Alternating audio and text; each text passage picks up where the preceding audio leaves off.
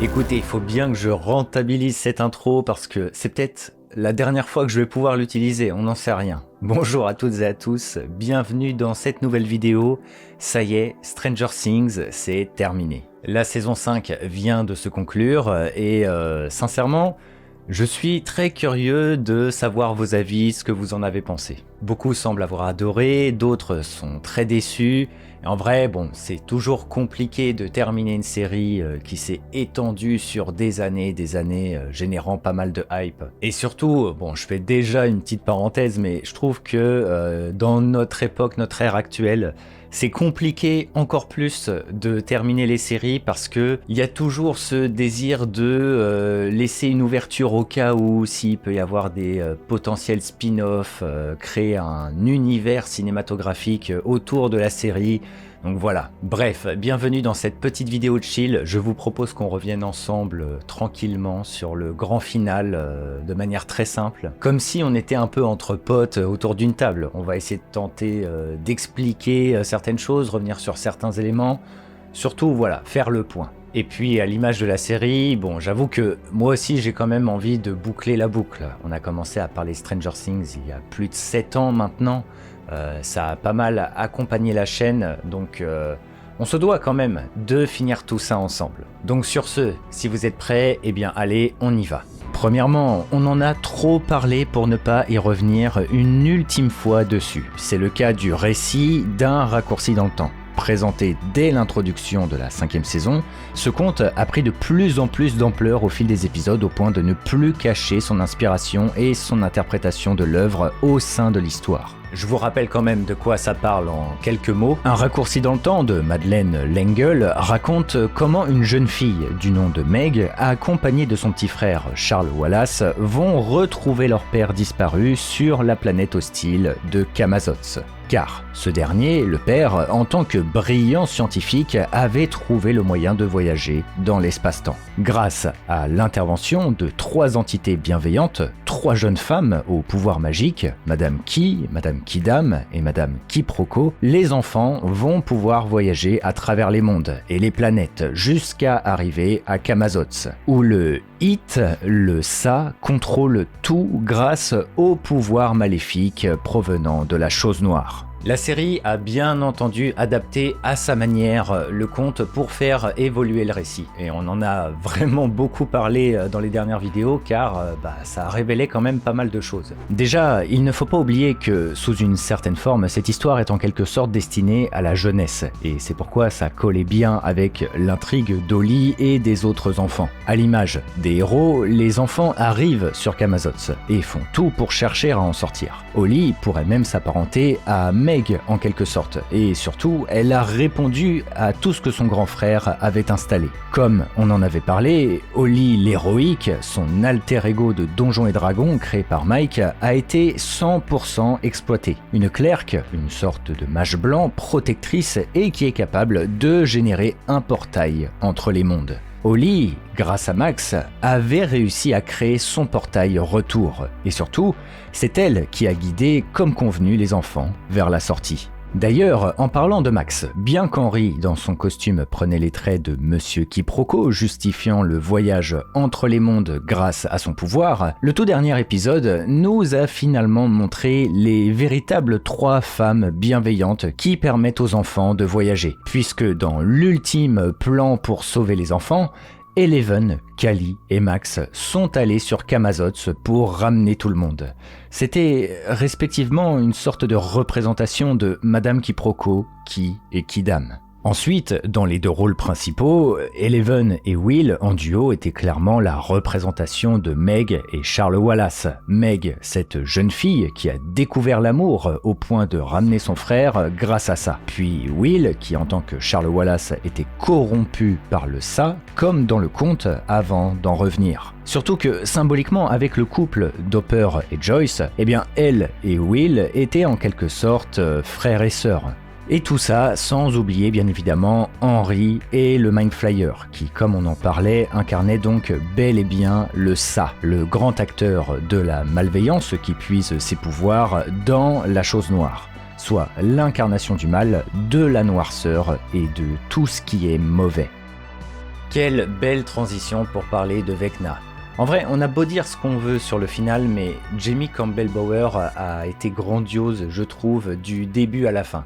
Je pense que je garderai toujours dans un coin de ma tête l'épisode 7 de la saison 4. Bon, en vrai, ça va nous permettre de rebondir sur un terme plus large, car l'histoire d'Henry aurait mérité plus de développement, mais voilà, cela n'engage que moi. Comme on pouvait s'y attendre, la saison 5 a révélé sur nos écrans ce qui se passe globalement dans la pièce de théâtre First Shadow, qui explore le passé d'Henry. Jeune boy scout du Nevada, explorateur dans l'âme, finit par trouver un équipement scientifique perdu issu du laboratoire secret du coin, laboratoire tenu justement par Brenner, qui est en quête du nouveau monde. Le jeune Henry finit mêlé à quelque chose qui le dépasse totalement. Cela le change à jamais et la suite, vous la connaissez. Outre le manque de surprise pour celles et ceux qui connaissaient déjà la pièce du coup, ou du moins son histoire, je ne sais pas ce que vous en pensez, mais ça sent quand même pas mal l'idée d'un projet de spin-off, avec le laboratoire du Nevada pour savoir comment des scientifiques ont réussi à choper un échantillon des abysses du Nouveau Monde. Néanmoins, je suis quand même très content d'une chose, c'est que tout comme on l'avait expliqué dans la première vidéo, Henry n'est pas simplement corrompu.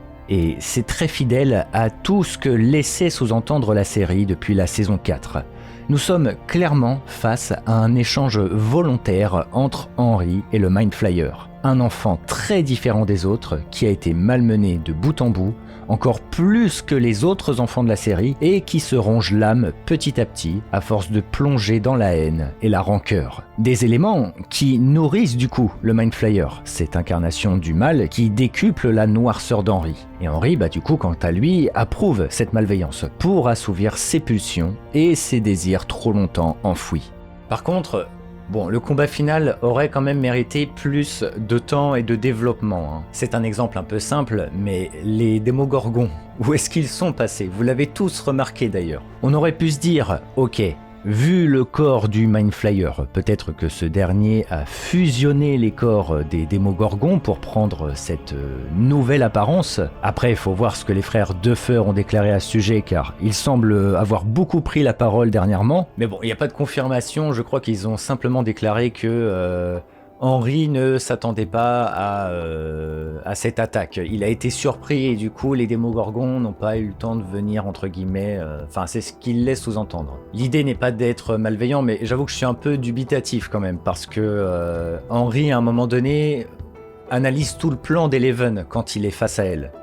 Donc il aurait dû savoir. Ou comme le fait par exemple que Hopper et Joyce ont connu Henry étant jeune, parce qu'ils sont de la même génération, ce sont des enfants des années 50-60. C'était un camarade de leur promo techniquement, et c'est dommage qu'il n'y ait jamais eu de commentaires de leur part là-dessus. Ou même l'implication des militaires qui s'arrêtent brusquement une fois Eleven parti, alors qu'il y a eu beaucoup de morts et des conséquences à cause de l'Upside Down et des héros. C'est une histoire qui s'est quand même étalée sur des années. Bref, il y a des éléments en fait c'est normal de ne pas trop s'y attarder. La série a déjà exploité beaucoup d'éléments à travers les années et c'est normal de ne pas y revenir. Néanmoins, il faut l'avouer, il y a beaucoup de facilité quand même pour conclure l'histoire. Et plus que ça, il y a clairement des éléments sous-développés pour servir très certainement de potentielles suites et spin-off, car il ne faut pas l'oublier, Stranger Things, ce n'est plus qu'une simple série, accompagnée désormais de livres, de pièces de théâtre, de jeux vidéo, de jeux de rôle même. L'objectif est de faire comme bien d'autres licences, un univers cinématographique. Penchons-nous dès à présent sur l'épilogue et l'ultime fin. Je dois dire, même si j'aurais aimé plus par rapport à l'affrontement final, par rapport à Vecna, le Mind Flayer ou les Abysses, j'ai trouvé l'épilogue très réussi et à la hauteur. La scène entre Mike et Hopper est, je trouve, superbe et très importante, car au bout du compte, notre iconique Hopper a perdu 2 filles au cours de sa vie. Cependant, Eleven, qui ne connaissait rien à l'amour, a réussi quant à elle à le guérir de ses maux. Je trouve ça très beau qu'Hopper, le personnage le plus aigri et fataliste depuis la première saison, soit aujourd'hui le plus rayonnant, le plus heureux malgré tout ce qu'il s'est passé. Comme il le dit lui-même, il a pris le mauvais chemin à la base, après la mort de Sarah. Mais Eleven a eu quant à elle le choix. Un choix difficile, incompréhensible pour ses proches, mais un choix tout de même. Et ça, Hopper l'a intégré. Il l'accepte et guide Mike vers ce dénouement. Et en parlant de Mike, bien sûr, Mike a toujours été important. Parce que sa relation avec elle, bien entendu, mais en réalité, il a toujours incarné le cœur de la série et plus particulièrement du groupe, à l'image de son alter ego de Donjons et Dragons d'ailleurs. Il est le MJ, le conteur durant les jeux de rôle, dans sa maison, dans son petit sous-sol, accueillant ses amis. Et tout s'est décuplé une fois qu'il a rencontré Eleven. Et c'est là où pour moi, la scène de conversation entre Mike et Hopper est très importante. À l'image d'un traumatisme, un thème qui a largement été exploré durant la série, Mike est marqué par ce qu'il s'est passé. Il revit, sans même le vouloir, la scène de la disparition d'Eleven, comme lors de la cérémonie ou lorsqu'il est assis sur le banc devant le mémorial. Hopper lui inspire donc le choix à faire, une transmission par rapport à son propre vécu, car il avait choisi de se renfermer et de culpabiliser initialement. Et Mike ne doit pas s'engager sur ce chemin de souffrance, il doit chercher à accepter et avancer. C'est ici que la conclusion devient très jolie de mon point de vue, car comme le dit Dustin, leur enfance, on leur a volé. Aujourd'hui, Mike et les autres sont aux portes de l'âge adulte. Dustin et Will s'en vont vers de nouveaux horizons. Max et Lucas partent vivre leur amour. L'ultime étape pour Mike est donc de fermer la porte de l'enfance pour avancer. Mais avant de refermer cette porte, il doit s'inspirer d'Hopper et tout simplement accepter. À l'image de leur partie de Donjons et Dragons, ces moments chaleureux qui ont perpétué durant toute leur enfance, Mike, le conteur d'histoire, en imagine une nouvelle. La survie d'Eleven, son amour. Un scénario qui, bien entendu, permet de garder une possibilité de retour pour l'avenir et de proposer surtout une fin ouverte. Cependant, c'est avant tout un message d'acceptation.